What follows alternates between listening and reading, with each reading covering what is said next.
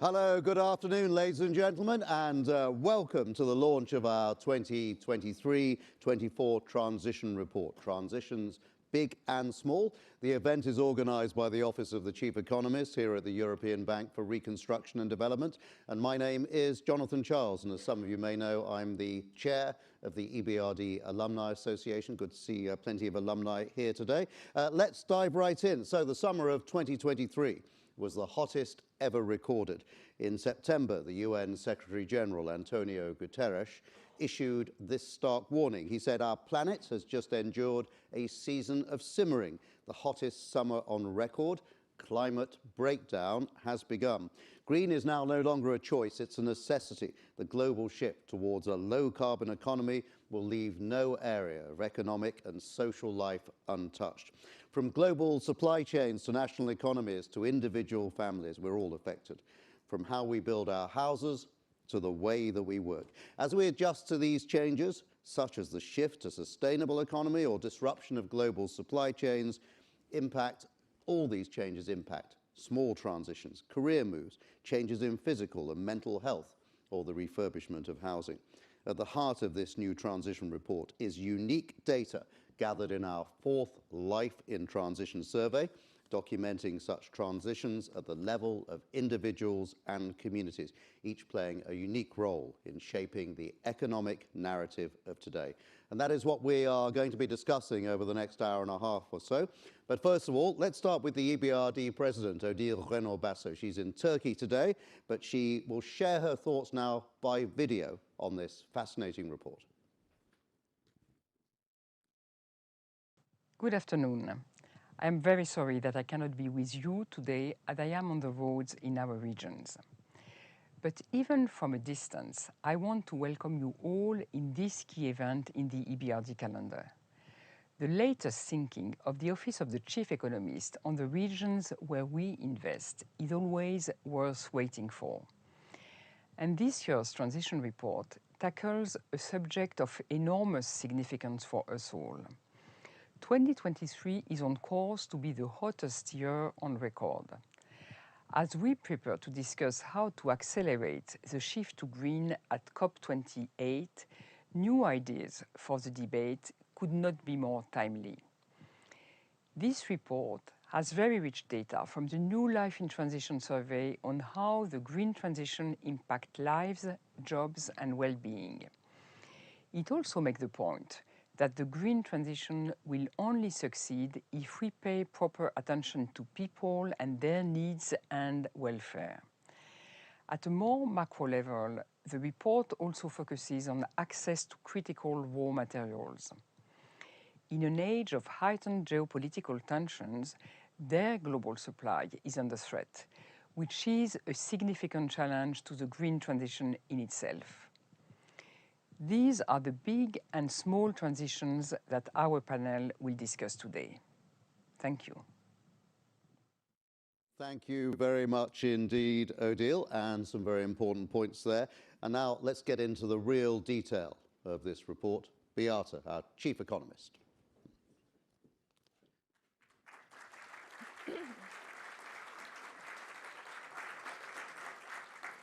Well, good afternoon. It's a great pleasure to present to you our latest transition report. In my short presentation, I am not going to do justice to the richness of its content, but I'm hoping that the points I highlight will get you intrigued, interested, and will encourage you to read the report, or at least parts of it. The report is about the interplay of transitions big and small. Big transitions being the net zero pathway, which is resulting in a scramble for critical raw materials. And this is happening against the backdrop of geopolitical tensions and reshaping of global supply chains. These big transitions, global aggregate transitions, have implications for people's lives, for small transitions at the level of individuals, as they may necessitate job changes, they may necessitate career changes, or even changing of sector of employment. as the structure of the industry, as the structure of the economy is adjusting. And of course, these small transitions then translate into people's well-being, their mental, physical health, as well as their life satisfaction. So starting with the green transition and the scramble for critical raw materials. Green and digital technologies require significant, large inputs of minerals and metals. If you look at this chart, you will see that producing an electric car requires 6 times as many metal inputs as producing a conventional car. Graphite is one of those minerals that are needed. If you look at what's needed to produce offshore wind power, again, we need 6 times as many critical minerals as what's needed for a conventional power plant. Rare earth, some of those magnets, very powerful magnets, are one of the inputs that are needed. Production of those critical raw materials is highly concentrated. You see that 60% of graphite production is currently taking place of China. Next to it, you see rare earth, again, almost 2/3 of global production taking place in China. What's special about graphite is the fact that a couple of weeks ago, we saw the announcement about China introducing export restrictions on graphite. You see also germanium and gallium. These are 2 critical raw materials on which there have been restrictions, export restrictions for quite a while. And again, these are 2 components, 2 materials, 90% of whose production is located in China. Geopolitical tensions are leading to concerns about security of supply of those critical raw materials. In many quarters, the possibility of fragmentation, of the world splitting into 2 blocks, is not viewed as remote or unlikely. So in the report, we asked a hypothetical question. What would happen if the world split into 2 blocks, the Western bloc and the other bloc? Where would the reserves of those raw materials, those critical raw materials, located? We defined the Western bloc as the Western countries plus other economies that voted in a similar way at the UN Assembly between 2014 and 2021. That's a standard way in political science of finding countries that are aligned politically. And again, you see graphite. The Western bloc holds only a minority of global reserves. Similarly for rare earth, where the situation is even more acute. So as the political tensions are mounting, it may become an issue how to get access to those raw materials. And this possibility is not so remote, given that currently 30% of critical products are under export restrictions. 10 years ago, it was just 3%. An export restriction can be introduced at the stroke of a pen, while setting up a mine, getting it to be operational, and producing sufficient amount of minerals may take many years. Therefore, this retreat from globalization that we are seeing as politics rather than economics is driving trade policy may actually jeopardize supply of critical raw materials and therefore the success of green transition. Now, what does this scramble for raw materials and green transition mean for our regions? It creates some opportunities. Some of our countries have significant deposits of critical raw materials. That's true of Turkey, Morocco, Central Asian countries, even Poland. But of course, developing these reserves is something that may take a while. But given the expected increase in the demand for critical raw materials, this is an opportunity for those countries. Many of our countries, or some of our countries, already have comparative advantage in supplying products that are needed for green transition. As you see on this graph, Poland, Czech Republic, Hungary, or Slovakia are already supplying fuel cells. Turkey is supplying inputs into generation of solar energy.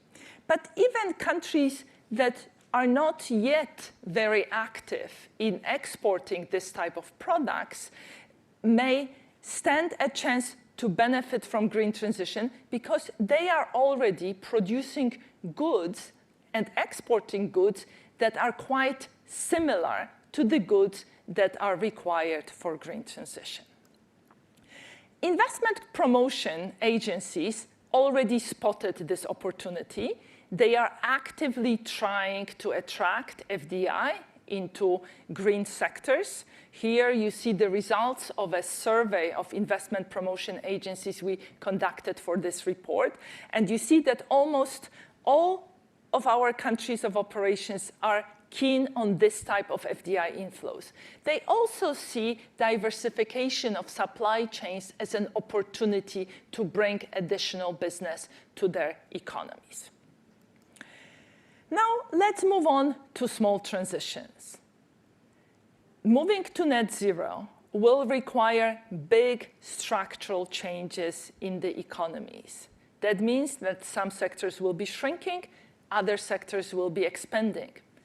Firms that will not be able to adjust will become smaller. Firms that will take green transition seriously will expand. And that will mean that people will have to change jobs, or maybe even careers, or maybe even sectors of employment. We looked at what has been happening to demand for green skills. We analyzed data from LinkedIn. We looked at positions that are advertised on LinkedIn. These positions are somewhat special. These are typically positions for highly skilled people. And we looked at the share of positions offered that required green skills. And this blue line, which shows the average for advanced countries, so Germany, Italy, UK, and the US, shows that demand for green skills has doubled over the last 5 years. In our countries of operations, that's the orange line, so far we haven't seen comparable rise in demand for green skills. But more, of course, is to come in the future. Then we looked back at more comprehensive data. These are labor force surveys. And we looked at 20 years of data from 1998 to 2019. And we looked at people who were employed in a brown sector. So in a sector that's likely to shrink in the future. And then we asked, where did people go a year later? So these were people who were leaving their job in the brown sector. And then we looked at where did they transition to. We see that almost half of these people became unemployed. 20% retired. But many people, 16%, moved to green sectors. And 17% moved to other sectors. So in a sense, the movement from brown jobs to green jobs versus other brown jobs was very similar. And that little purple that little purple rectangle you see at the bottom right-hand side corner, these are the people who went into retraining. Now, if I were to show you a similar chart for advanced economies, you would see many more people moving into green sectors and many more people doing retraining. Changes will be required not only when it comes to the structure of the economy at the sector level. These changes will also matter for regions. And they are likely to upend local markets in many regions. You see on this map some of our countries of operations. And each dot is a locality where 10 or 20% of jobs are in highly polluting industries. So by highly polluting, I mean 40% of industries in terms of emissions. And you see that Czech Republic, Slovakia, parts of Hungary, southern Poland, parts of Turkey have many of those dots, suggesting that these are the local labor markets that will be significantly affected by green transition. Now, what do people think about all of this? Our Life in Transition survey allowed us to ask people for their views on green transition. So the good news is that people, 3/4 of respondents in our countries of operations, recognize climate change. Yet, skeptics constitute 25%. Let me unpack this for you. So this is the same chart, just bigger for those of you sitting in the back rows. We ask people, do you believe that climate change will seriously affect you? And children of today, 75% of respondents, on average, in all of our regions of operations said, yes, climate change will have a serious impact on today's children. And in every country, except for Lithuania, this was true of this statement, got a positive reply from more than half of the respondents. So that means people are acknowledging climate change. It's also striking that the question about the impact on today's young generation resulted in greater share of positive response. So that shows that people believe that climate change is still some time away from us, so the serious implications of that. Then we ask people about general concerns about environment, air pollution, loss of biodiversity, rising temperatures. And you see that people recognize what is happening. They acknowledge what is happening. The picture looks quite different when we ask people whether they are willing to act. We said, should we be prioritizing environment over jobs? Would you be willing to pay more taxes to fight global warming? And here, the picture is very different. In most countries, less than half of the people are willing to prioritize environmental concerns or fighting climate change over economic concerns. And our countries are actually not that different from Germany, which is hiding there towards the right-hand side end of the chart, actually. Now, we took the data, these responses, at the level of individuals, and then we grouped our respondents into 3 categories. Supporters. So these are people who say, yes, climate change is real, and I am willing to act. I'm willing to pay more taxes. Skeptics. These are the red bars. People who actually do not acknowledge that climate change is real or is seriously going to affect them. And then the disengaged group. These are the people who believe climate change is something that matters, something that is happening, but they are not willing to pay for that. 29% of people, when you do the average for all of our regions of operations, are disengaged. But in some countries, it's up to 45%. So now look at those lines. You see that, yes, there are quite a few countries where supporters of net zero or of green transition are the majority. But there are also many countries where the skeptics and the disengaged form a majority. And we will not make progress in green transition unless we manage to convince those people and take them with us as we go through the process. Now, we may be in a good place to convince people because actually, across our countries of operations, people have become more satisfied with life. Until 2016, our countries of operations had a happiness deficit. Even if you took into account GDP per capita of their country, or household income, or age, or education, people in post-communist countries tended to be less happy than people in other parts of the world. That happiness gap disappeared, and you see that over time, people have found more satisfaction in their life. Part of it is increase in economic prosperity. Part of this is moving to higher skilled jobs. Telecommuting is another issue that makes people happier. And of course, we probably find that people are not as happy as they would have been had the world been in a better place in terms of peace. These are results that were taken, a survey was done last year. But this chart also contains a warning.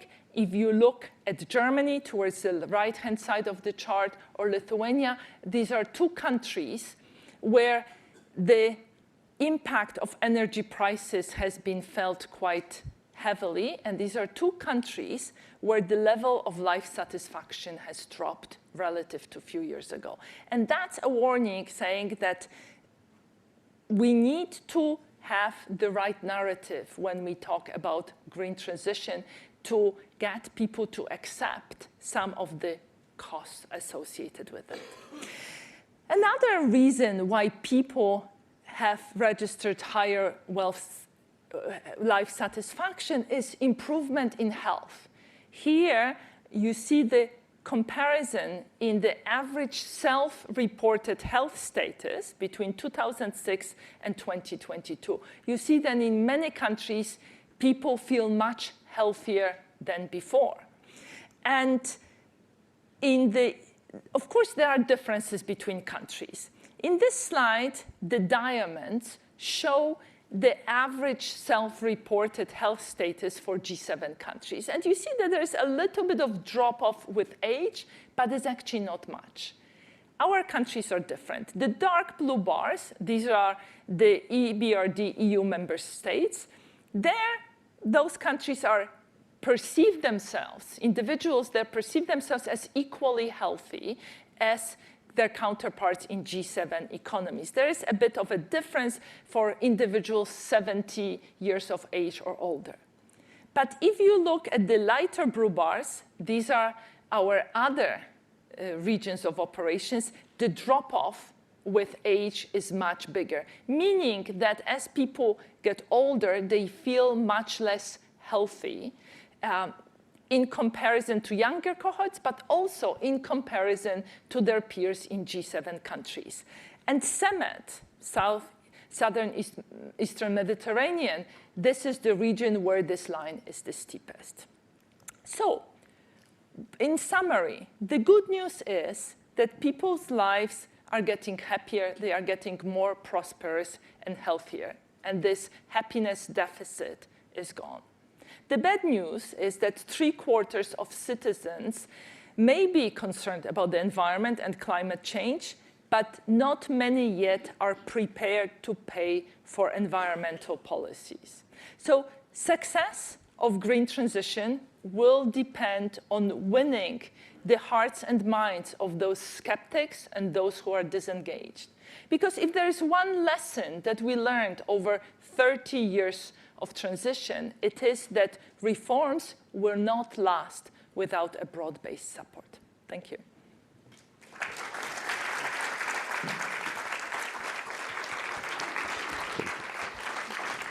Beata, thank you very much indeed. Fascinating report. I mean, my jaw dropped over those Germany figures, by the way. I find some of them quite staggering. Truly unique data there.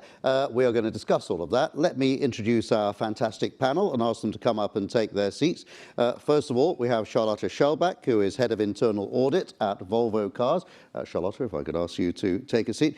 And then Sandra Bates, Specialist on Mining and Clean Energy with Executive and Non-Executive Director experience. Hello, Sandra. And Keese, Head of the Skills and Employment Division at OECD. And of course, Beata is here, our chief economist, Beata Javorcik, Professor Beata Javorcik.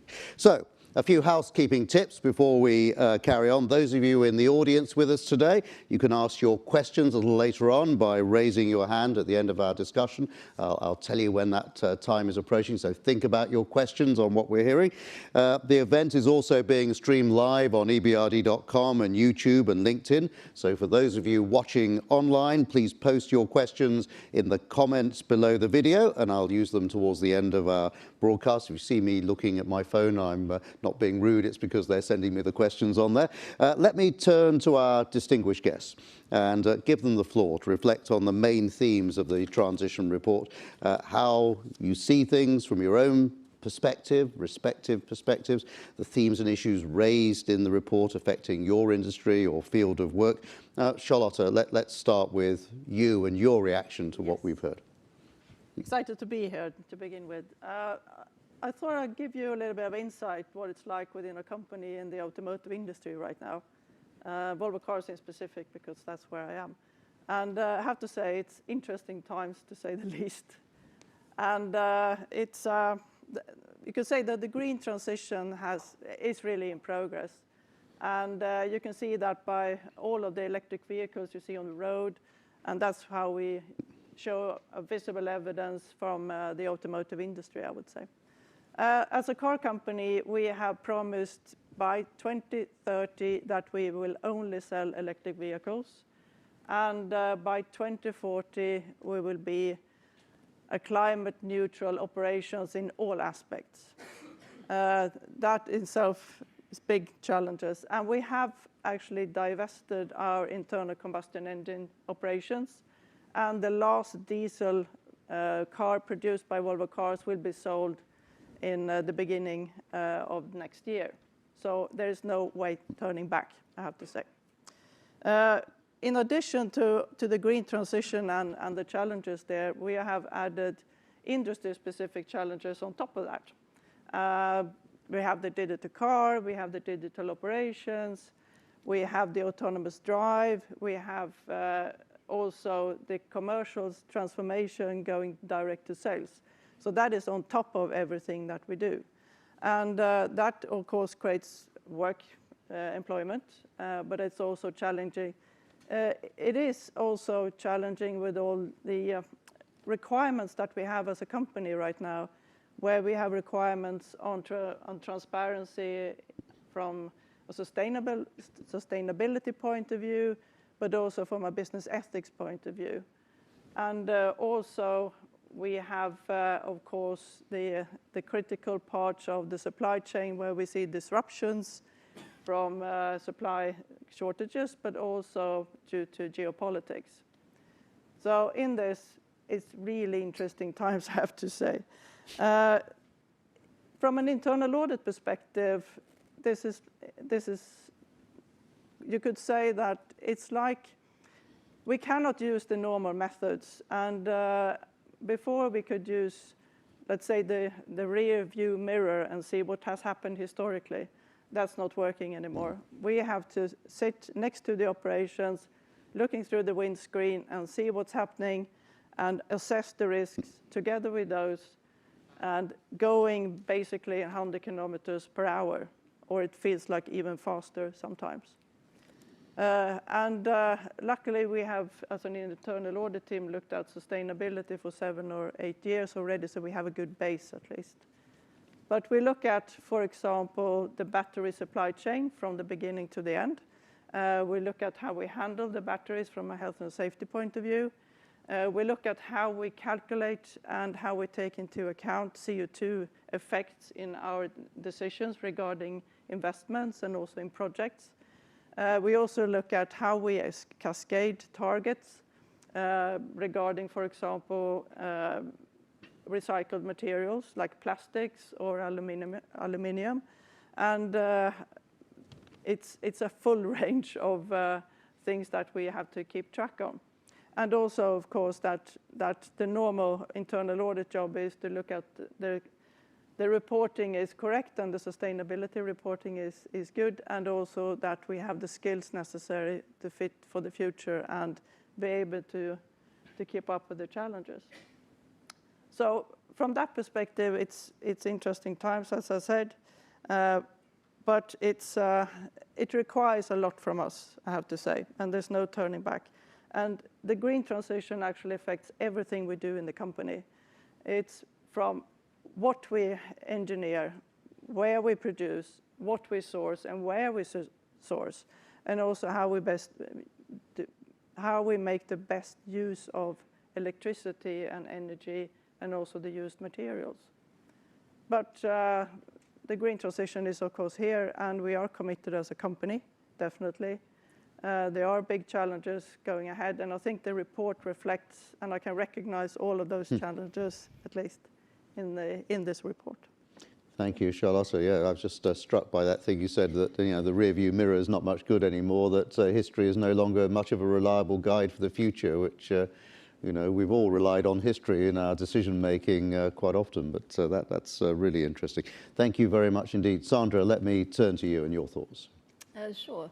I'm coming at this from a very, very different angle. So I'm a non-exec director on the board of a company, Adriatic Metals, which is one of the first new mining projects in Bosnia and Herzegovina for decades. And I also recognize all of those challenges that you've just seen on the screen. The transition, I mean, the fact that we are confined to where these deposits are is sort of the first challenge for the mining industry. There can be a lot more investment across the regions that are relevant to the EBRD, I think, because there for sure are deposits there that have been sitting there for a long time in the ground, and they're just uneconomic. So that's sort of the magic word here. It's not just the fact that you've got a deposit, you need to have everything else lined up to even hope to get there in that 10 to 15 year period. And you can sort of see that it is a scramble for critical metals. There's no doubt about that. And finally, there's that realization across the general public and governments alike, and even people, in their own households, that understand that, if it's not grown, it's mined. And that's a key message that I don't think the industry has really been very good at getting across to date. But recognize that we have that challenge, then we've got to look at all the other building blocks before you even get started, in a country, looking at the regulations, and looking at the economics of it. So, we are not producing enough mining engineers. Mining engineering as a degree has reduced in this country and almost been eliminated entirely, or it's one school. We've got the same problem in Canada, we've got the same problem in Australia. These key mining jurisdictions that have that history. So there are, and that's just from a company perspective, the key roles you need to fill. Then you look at the labor markets in each jurisdiction. And that certainly for Adriatic has been one of our key challenges. As important as the regulatory side, the permitting side, and the trade and geopolitical elements as well. So it's, attracting talent even to be in the region to then train them up. So, we are, much like Volvo, but in a very different way, hit from all angles by what's going on in the world. And the additional challenge is, we don't know if there's going to be a market for this particular mineral. So, some you can guess, right? And that's where you'll see the capital going. The big boys are in, copper in a big way, lithium is hot, nickel is there. But for lots of these other elements, it's very, very difficult to justify, in addition to getting the economics, to justify to people that, yes, we need to be in this region, yes, we need to be doing this. And at the end of it, you're going to have an off-taker ready to take your product at a price that makes sense. So one of the key risks I see is having that regulatory base sound and efficiently working so that people can then make what is a really long-term investment decision. I mean, we call it a scramble, and I'm afraid that will attract a gold rush mentality in our industry. We've always been boom or bust. There's still gold bugs out there. Yes, gold is, an element useful for the transition, but principally not. And yet that's where you see the capital flows. and lithium. And you'll see the wrong types of investors rushing in for a short-term gain. And that's where we need to get a broader investment base and institutions like the EBRD supporting the projects that we will need, for the transition. Thank you very much indeed, Sandra. Mark, let me turn to you. At the OECD, you spend a lot of time poring over data. What do you make of all of this?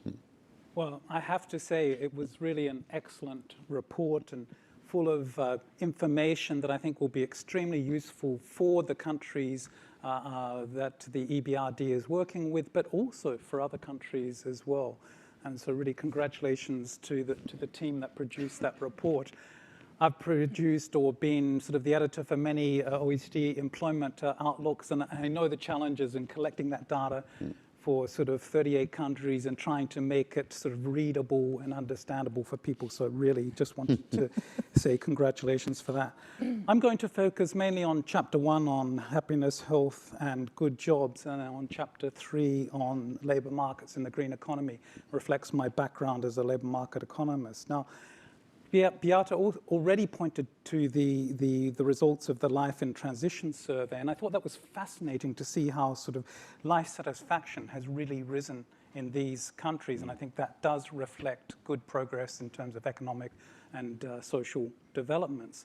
One thing I was missing, though, I thought it would be interesting to actually correlate it with your final chapter on structural adjustments. And you have all of these indicators of transition qualities or something, assessment of transition qualities. It would have been interesting just to see also how do they correlate with these increases in life satisfaction. So carrying out reforms, sort of promoting and facilitating transitions, better governance, etc. Does that also show up and partly explain or at least correlate with this increase in life satisfaction?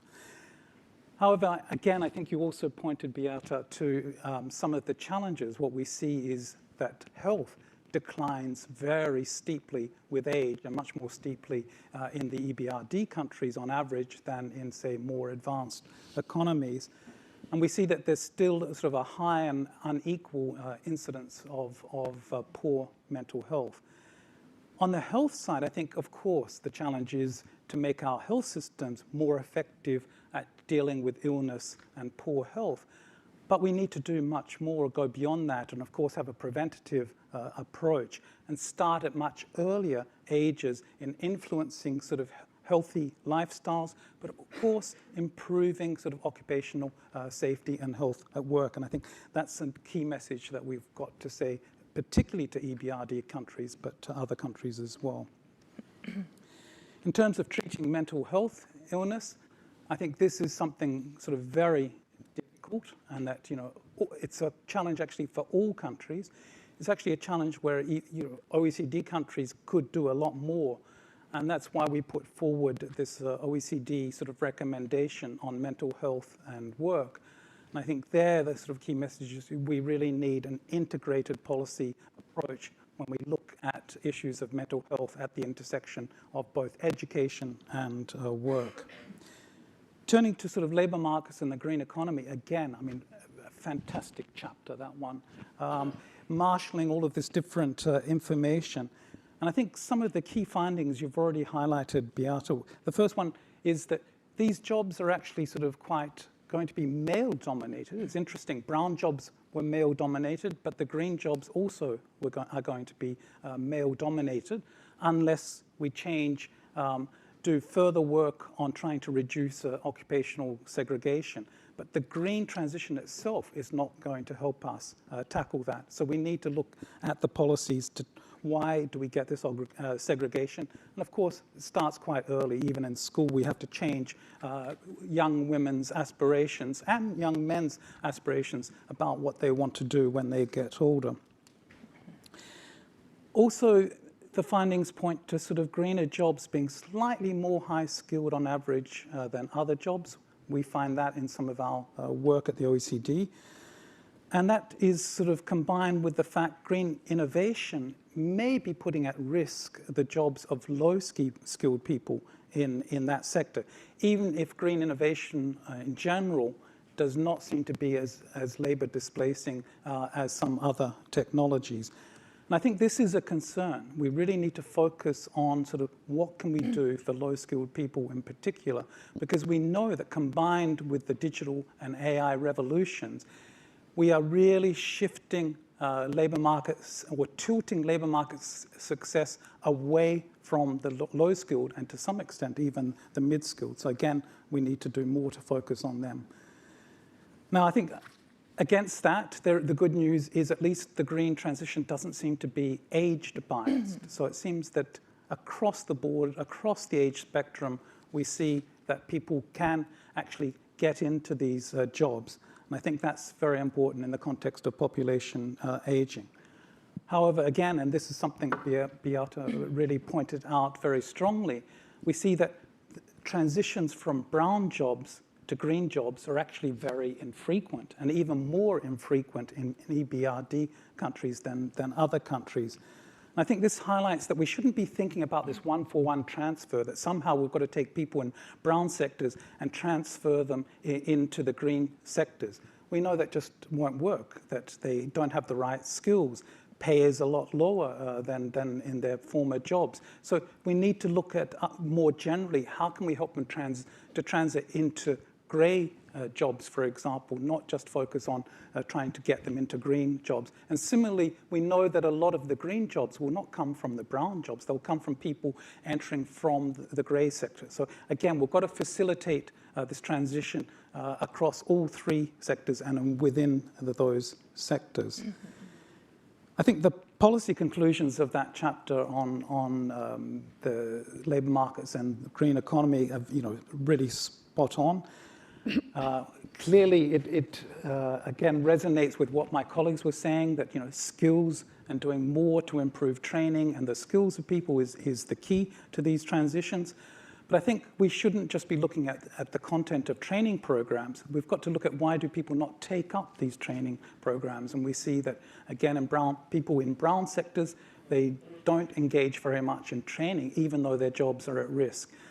And I think a key to that is looking at the barriers to training. And so we have to identify those barriers, which primarily tend to be sort of time and financial constraints. And so again, we need to look at the policies that can help people overcome those time constraints. And these consist of making training shorter, use of micro-credentials. We see that countries like Spain and Croatia are introducing these micro-credentials, and things like individual learning accounts to help people with the financial constraints. So again, if we don't tackle those barriers to training, we won't have people engaging enough in training. And then adding to that, of course, is we need better career advice for adults. Career advice for adults has been the poor cousin of career advice for young people. Many countries give young people excellent career advice, but even in OECD countries, I think we found that in a recent survey, only 8 out of 26 OECD countries that responded to our survey actually provide good career advice, and particularly with a focus on the green jobs that are emerging. So let me just stop there and just say overall, again, my congratulations to Beata and her team for a really excellent report. Thank you. Thank you very much, Mark. And I was taken by those life satisfaction figures as well, because I remember the very first Life in Transition survey I worked on here at the EBRD when I worked here was the 2010 survey. And there, of course, we'd just been through the economic crisis. It was hardly surprising that life satisfaction was pretty poor in many EBRD countries of operation. But we have just been through another crisis the last couple of years, the economic dislocation of the pandemic and all the various other things that are going on. And yet still, actually, we see rising satisfaction. I found that very interesting as a juxtaposition with the 2010 experience. Beata, you've had a lot of time to look through all this. What about your thoughts? So let me continue on some of the themes that Mark raised. So who are the skeptics and the disengaged? Are these people rational? Well, actually, they may be rational. These are people who tend not to have a university degree. These are people who are in the bottom half of the income distribution. So these are people for whom retraining may be more of a challenge, people who are less well-positioned to withstand shocks because they probably have less of savings. And actually, we were looking at savings in one of our recent regional economic prospects report. The buffers in our countries tend to be much smaller than in advanced economies. Women tend to be among the disengaged and skeptics. And Mark mentioned that brown jobs favored men and green jobs may be doing the same. And also, if men are displaced from brown jobs, they may be pushing out women out of other parts of the labor markets. That's a concern. So these skeptics and these disengaged are rational. We show in the report that there is a premium, a green premium. Green jobs pay more. It's 4% for less skilled workers. But is 4% increase in earnings enough to justify the pain of the transition path? Economists are guilty of jumping from one equilibrium to another, ignoring what's happening in between. And in between, there is a lot of pain and effort. Now, Mark mentioned barriers to mobility. In our report 2 years ago, we showed poor ICT skills among older workers in our countries of operations. While young people are equally ICT savvy than their counterparts in G7 countries, workers 50 years of age plus actually are lacking those skills. And you see that they are, for instance, much less likely to shop online than their peers in other countries. So finally, when it comes to labor market policies, I think the experience shows that we should avoid quick fixes, putting displaced people into short-term jobs, but rather we need to help them develop a career and some sort of career progression in the new type of occupation. Thank you. It's interesting, isn't it? Back to the old discussion about whether people have agency, feel they have agency in their lives or non-agency, and that then affects their views on many of these issues. Beata, thank you very much, and thank you for those opening interventions from all of you. Let's go a little deeper into some of the themes that are emerging. We know the move to net zero is going to require a readjustment in terms of work. We've seen it across the EBRD regions. I wonder about the big picture elsewhere. Mark, perhaps I can ask you, how fast is that move from brown to green jobs happening, and what are the key obstacles? Because we can probably learn as well from what's happening elsewhere outside the EBRD regions. Well, first of all, I think there are actually sort of relatively few differences apart from degree between EBRD countries and say, OECD countries more generally in terms of the challenges faced by the green transition. I think we see across the board that, first of all, policies, there seems to be sort of some stasis in policies. And we see the challenge. The challenge seems to be getting more important about the urgency of tackling climate change. And our policies seem to be progressing at a snail's pace. And I think to some extent, that's also the case in terms of the transitions happening in the labor market. We do not see this rapid pickup in green jobs over time. And I think that's across the board. Nevertheless, we see that it is important to facilitate these transitions and to make them as smooth as possible. We really need to reallocate people. So not just from brown jobs to green jobs, but across the board we need this reallocation. I think the other thing is we shouldn't be thinking of the green transition as though somehow it's going to create this fountain of jobs, that it's a job creation machine, because we have to remember we will be losing those brown jobs. So overall, the aggregate effects on employment are going to be small, but that doesn't mean that there will be much larger effects within sectors and also within some regions and for certain types of workers. And that's what we have to sort of focus on. Now, of course, if we don't deal with these bottlenecks in terms of this reallocation across sectors, the risk is not only that we will lose the hearts and minds of people that are affected by job loss in brown sectors if we don't help them move into other jobs quickly, but we will actually even slow down the transition to a greener economy and greener societies. and with the terrible impact that will have on climate change. Now, of course, designing appropriate policies will depend crucially on having good information. So what sort of skills will we need for the automotive industry, even in terms of mining? So more generally, what are the skills needed for sort of wind turbines, for installing solar panels, but all of the other ways that jobs will change in terms of becoming greener.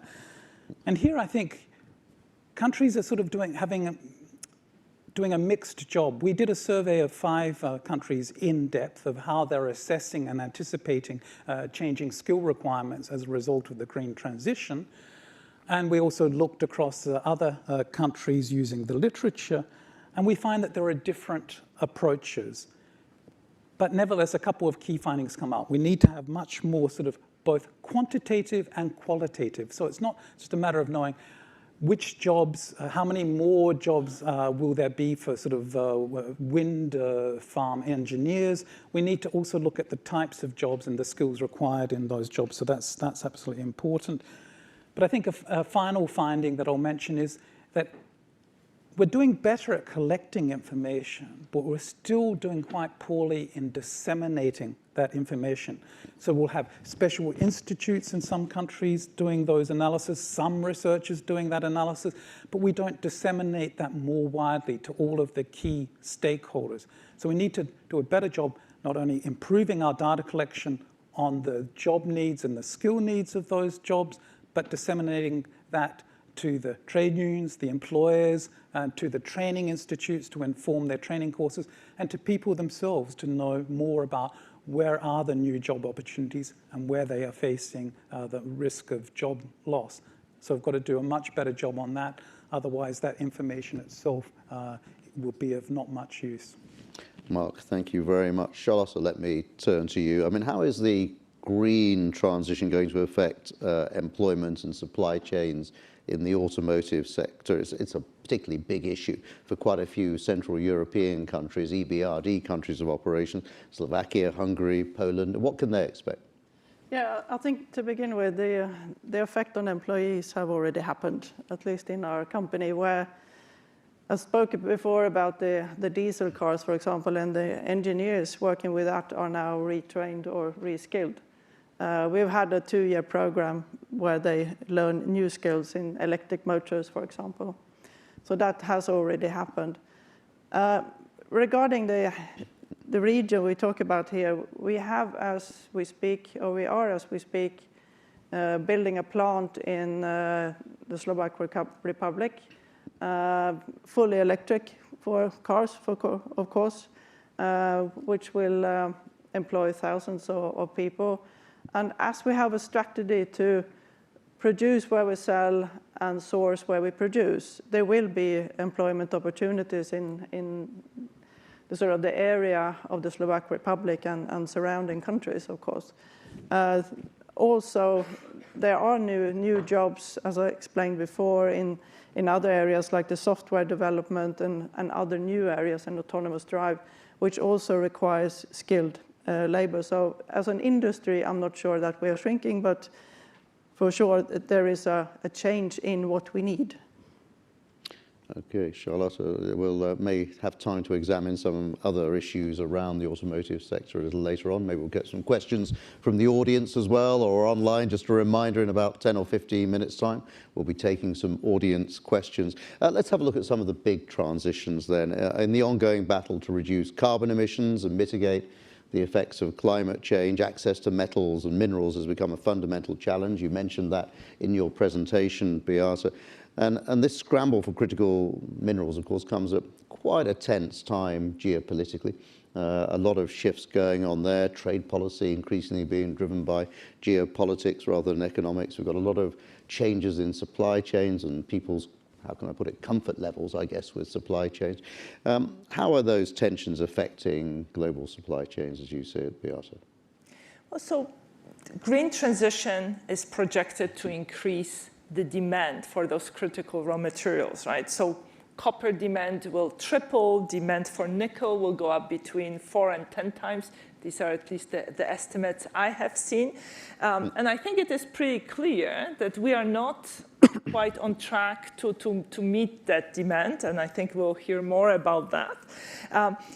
So we need the minerals, but at the same time, we are very cautious when it comes to accepting the carbon footprint and the biosphere footprint associated with mining, right? And so what I worry about is that the geopolitical tensions we are seeing may escalate, right? We've seen US-China trade war. We've seen weakening of the WTO, of the global trading rules. And if there is nothing to constrain countries from introducing more export restrictions, we may see a domino effect, right? A tit for tat. I was mentioning the export restrictions on germanium and gallium. Those are widely understood as being a response to the US CHIPS Act that prohibits transfers of certain technology to China from companies that benefited from US subsidies. So I worry that the trade tensions may get out of hand, and we may find ourselves in a situation where we don't quite want mining in our backyard because of the environmental footprint, and we lost the supply from abroad. So that could be, that will make a transition very difficult. Exactly. All right, and make friendshoring very difficult as well, of course, the other thing that we have going on. Sandra, let's stick with the question of critical raw materials. You know, they're vital, obviously, for this transition, but very few countries are producers, as we saw, of some critical minerals. Is there an opportunity for some other economies, EBRD economies, to make their mark in this? Or, you know, it's a bit difficult, isn't it? If you don't have the minerals in the ground, it's quite difficult to get them out of the ground. Yeah, I mean, I think it's important to note that they are certainly there. You really have to take it mineral by mineral, metal by metal. China are way, way ahead of us. I mean, I would almost just to put your very valid concern into perspective, Beata, that we are so far behind that almost anything we do is going to be a step forward. And I think that's the perspective we need to hold when we're looking at this. So, you know, if China wants to create absolute turmoil, they can do that in a heartbeat. But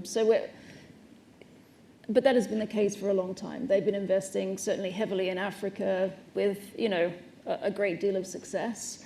You've also got, you know, the Wagner Group all over West Africa, which, you know, it's a matter of choosing your poison. There's a lot that can go wrong if we don't get investment in mining, not just exploration and production, but also the processing. And the report touches on, you know, something that I'm quite aware of, the rare earths processing. You know, it is going to generate NIMBYism because, you know, you literally have, you know, nuclear byproducts coming out of that production. And we're all very happy to see that happen elsewhere. And so you now have, certainly in the UK, there are some lithium projects that are starting to get investment, which is brilliant, great to see.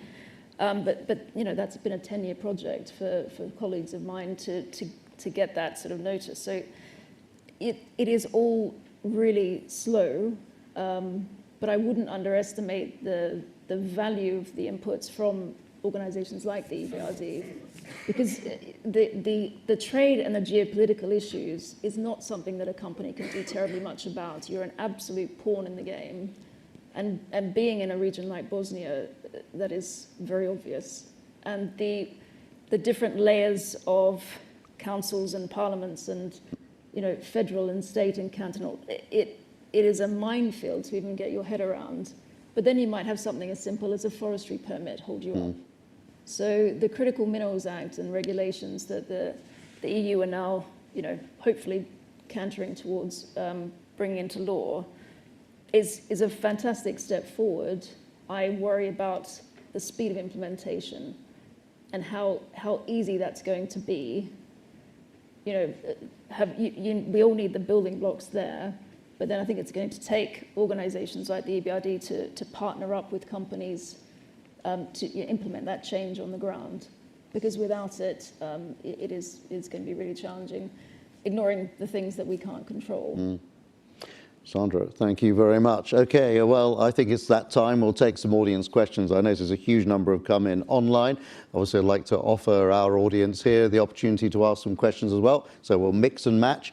Let's start with one in the audience here, if there is one. We have some microphones doing the round. Okay, lots of questions. I'll start with the gentleman there because he had his hand up first. Okay. Thank you very much indeed. I'm Richard Throlford and I lead KPMG's infrastructure, government, healthcare and transport networks globally. Thank you for an absolutely fascinating presentation. I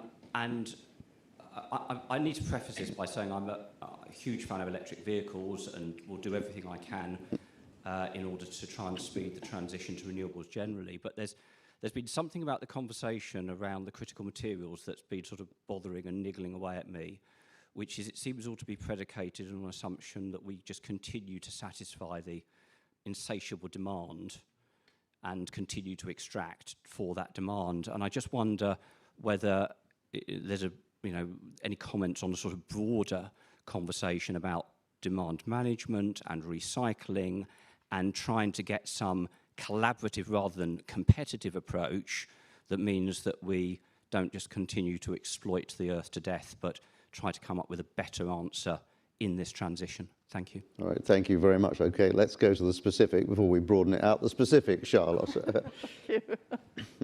I agree that we can't exploit the earth in that way, and I think for us recycling is going to be one answer at least, and that's what we are working on. And also I think from a regional perspective, it's also on the EU agenda, etc. So recycling for sure.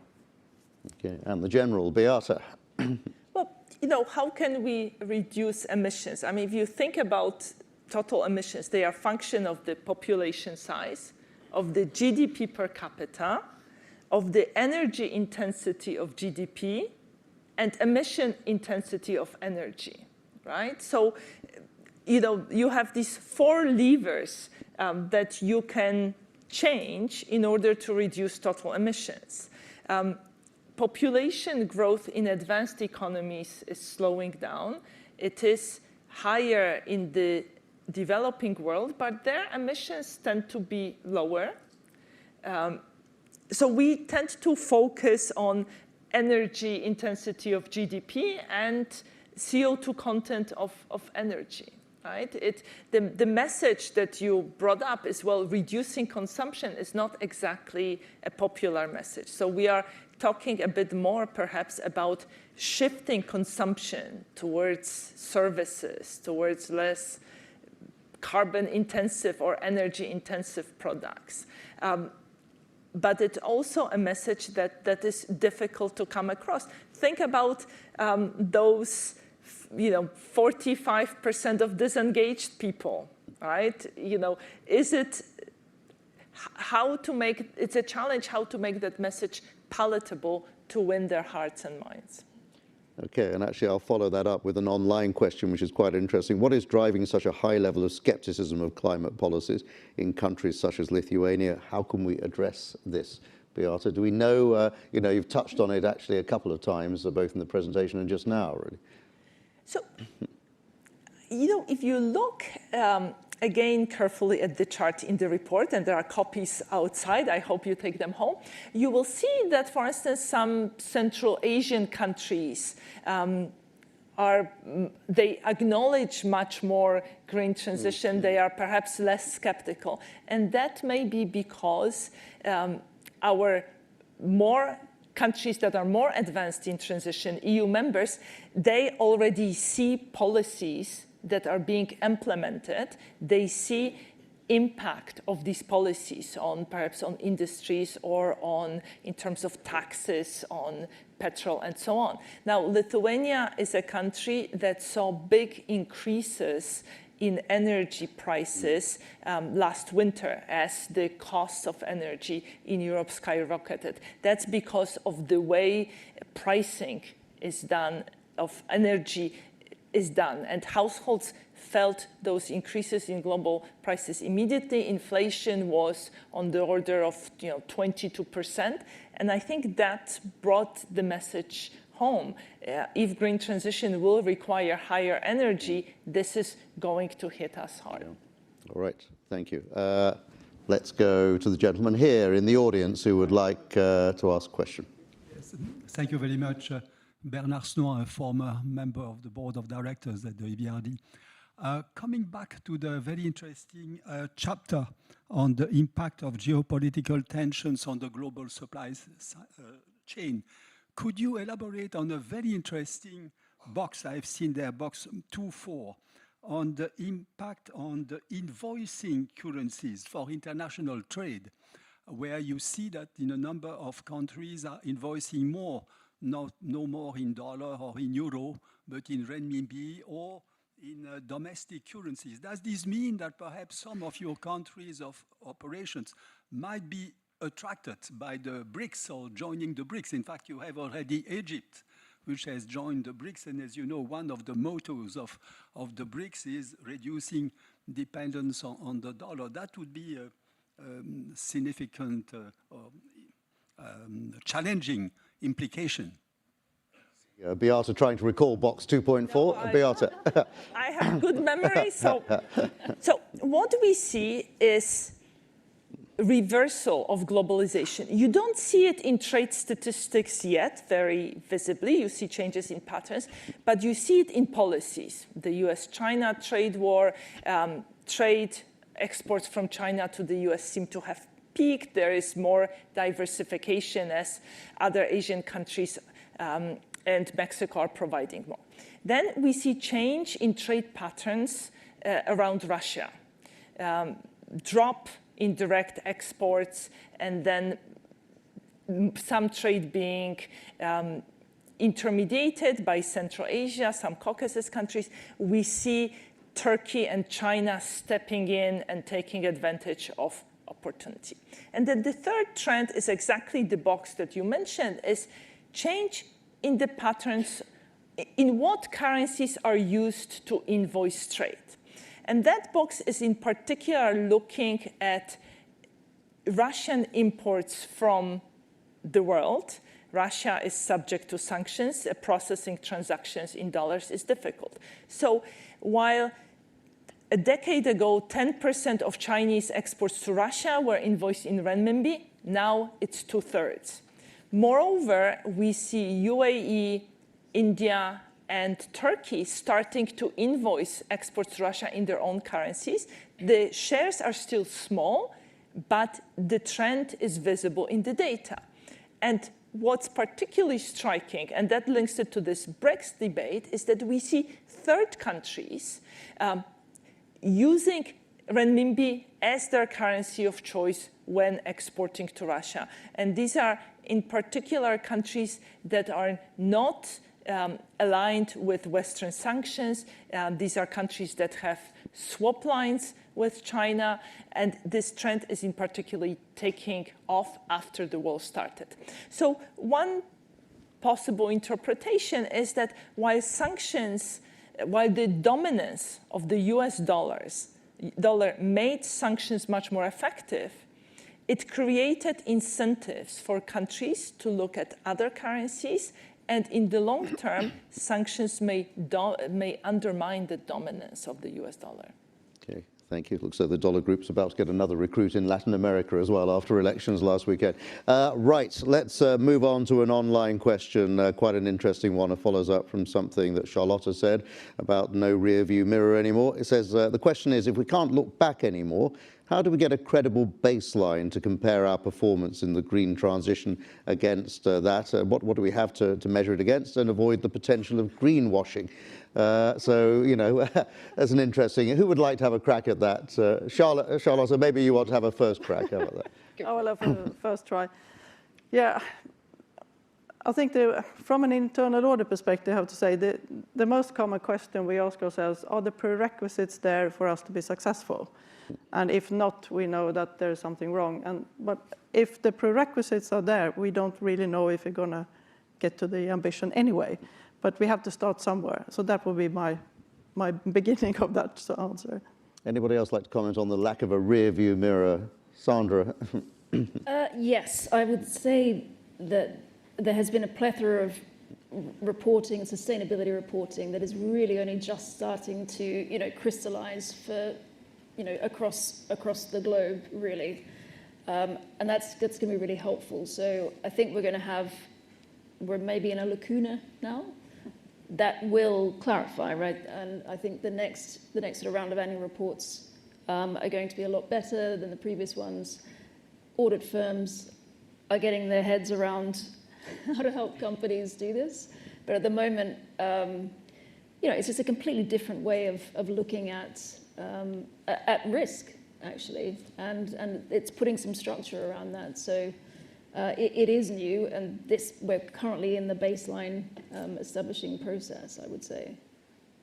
I love the word lacuna. Thank you very much for using it. I always enjoy that word. Mark, what do you think? The OECD are probably, looking quite heavily about the need to have something to base future decisions on if the past is not always a reliable guide, these days. Well, I think I just want to say that, we shouldn't forget that we have existing instruments already to deal with some of the issues we're facing.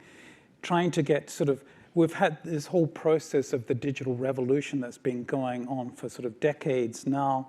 We've had previous episodes of industrial revolutions that have really sort of completely changed the way we do jobs, the sorts of jobs we do. So I think we can look back at what was successful and what worked in actually facilitating those transitions.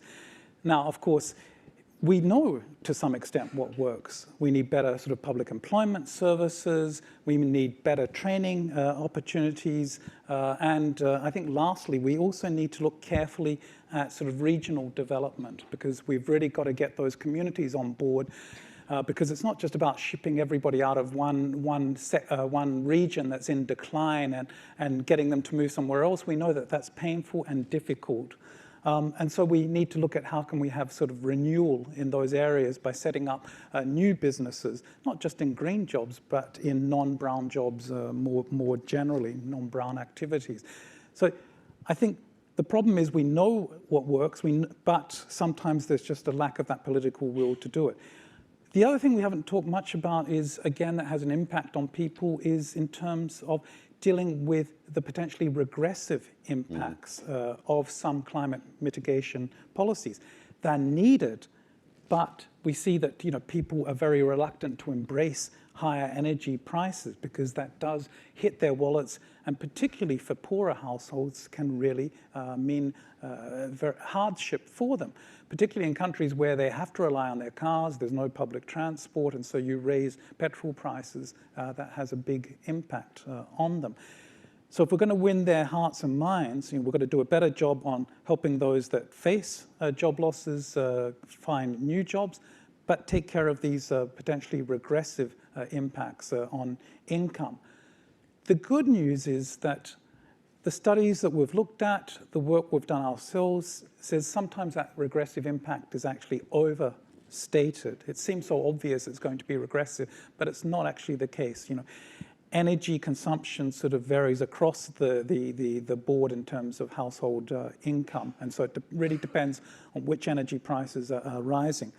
The other thing is governments, again, can do something about that, and they need to do something about it. So if they recycle those revenues from sort of higher energy taxes back into, say, lump sum payments or reduction in taxes across the board, they can offset that regressive impact. But again, we have to do it carefully, because we do not want to subsidize energy consumption, because we're going then totally against what we're trying to achieve with those energy taxes. So we have to do it cleverly.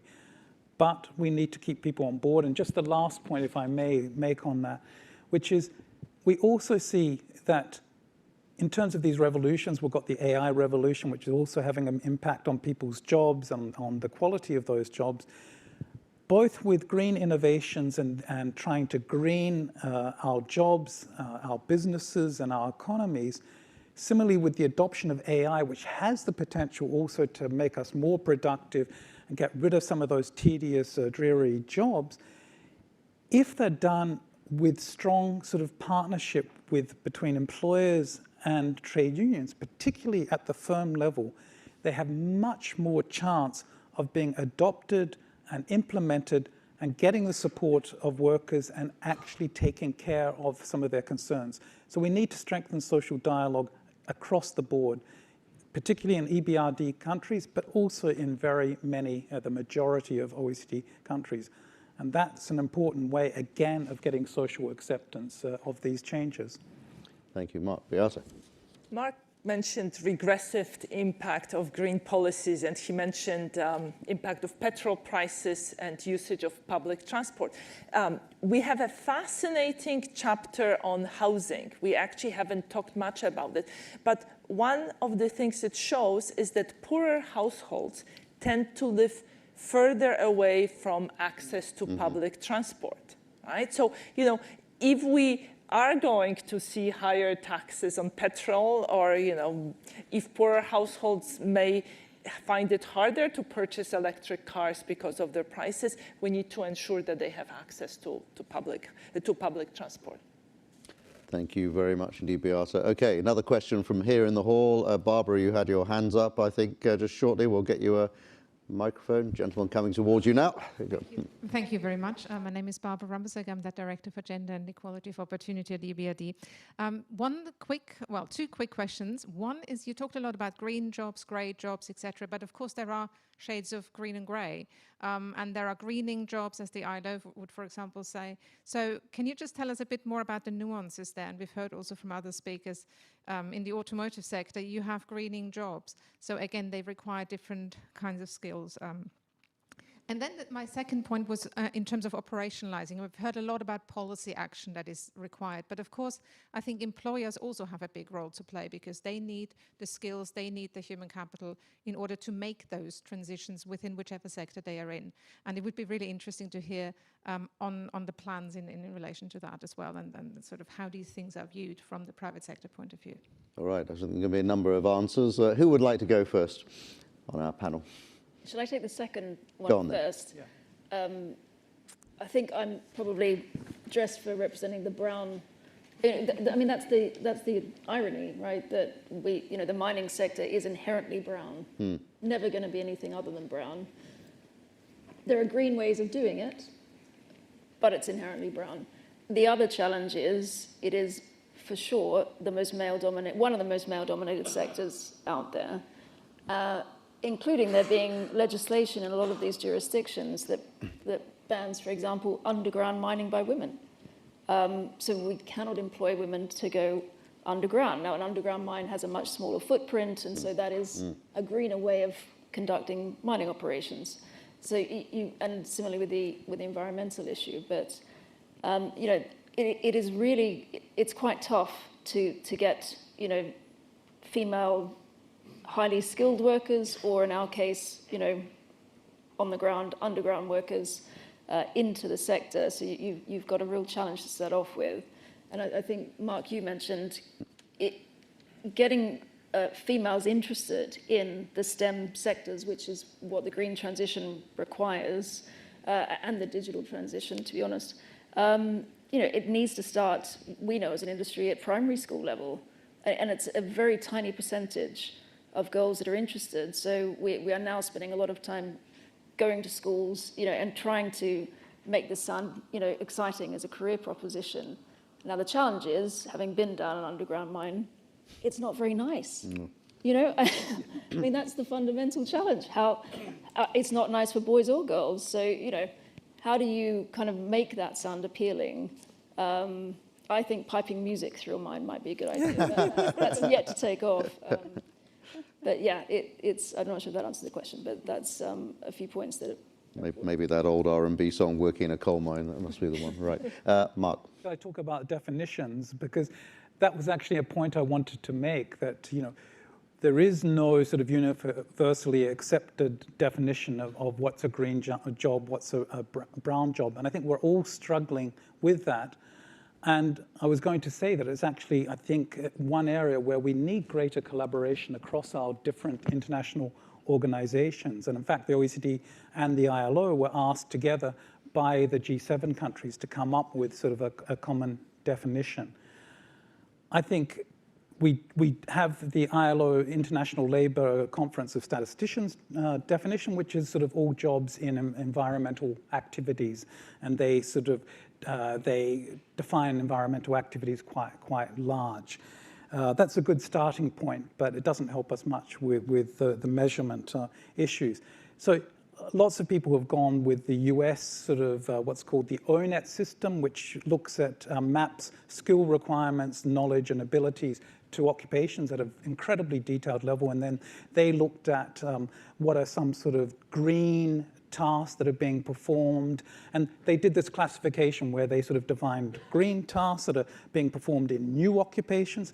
They also looked at the greening of some sort of task, and therefore some change that would be required in occupations in terms of the tasks that they performed. So potentially some occupation would be becoming more green. So, and then lastly, you had a group of occupations where just because of the needs more generally of going towards a green transition, that would increase the demand for these occupations. And you needed these occupations to actually facilitate that green transition. But again, different organizations have implemented that in different ways. They get different measures of the incidence of green jobs, ranging from 5% on average across countries to 20 or 25%. And I think this really hinders our interpretation of what are the policy responses that we need. Similarly for brown jobs are a bit easier. We tend to just look at by industry. We either classify all jobs in industry that's sort of high polluting as brown, or we look across the board about occupations that tend to be concentrated in those industries, and then we just focus on those occupations. But again, differences across countries. The grey jobs, of course, are the ones that are neither brown nor green.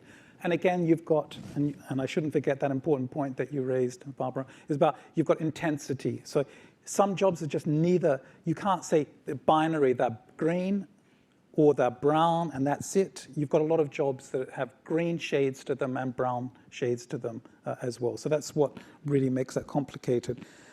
Lastly, just to say on sort of, I think your point is right about, we're not just talking about skills of workers, we also have to talk about the skills of employers. And particularly when we look in small and medium enterprises, we need to improve their management skills. How do they manage these changes in the new technologies and the processes that they need to move to more greener way of doing things? How do they manage the sort of the skill needs that arise from that and organize training? And it's the same issues with the adoption of AI. If they want to be more productive, again, managing that requires substantial skills. And we see some countries are focusing on that, like Australia and the UK. They've actually developed special programs to educate the managers and the owners of small and medium enterprise to improve their skills. Mark, thank you very much. We had so many audience questions we're not going to get through. Time's winged chariot is getting away from us as to destroy Shakespeare, if I might do that. But let's have some final thoughts, and very, very briefly. Perhaps I could ask each of you on the panel as we wrap up, for one key recommendation you might make to business and the public and the private sector to make sure that the green transition really continues to take flight and takes place across the board. Charlotta, maybe I'll come to you first. Yeah, I'll start with a business idea. If you look at the batteries, you can always you can repair, you can reuse, and you can recycle batteries, but you can also repurpose batteries. They can have other use than just being in a car again, and I think that's a business opportunity. Sandra. I would say be bold and take risk in jurisdictions, far and wide. It's my philosophy in life. Thank you very much indeed. Mark. Just, I think, to repeat what Beata said, we've really got to win the hearts and minds of people to ensure that there is strong public support behind climate mitigation policies. But that means taking care effectively of their concerns about job loss or income losses as a result of the transition. Beata. We want to encourage girls to move into STEM professions, but equally we want to encourage men to move into HEAL profession, health, education, administration, and we talk about this in the report as well. Thank you very much indeed. Thank you to our 4 members of the panel.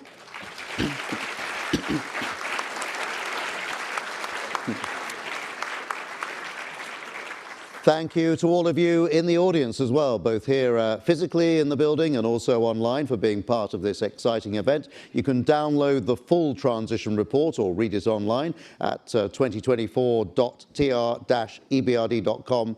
And you can see on the screen behind me, I would hope, somewhere. Yes, there it is. If you're in the room, you can see where you find it just there. We're going to be posting a podcast of today's session later. You can download it on iTunes. Reviewing and rating it, of course, helps others to find us. I'm Jonathan Charles. Thank you. Goodbye.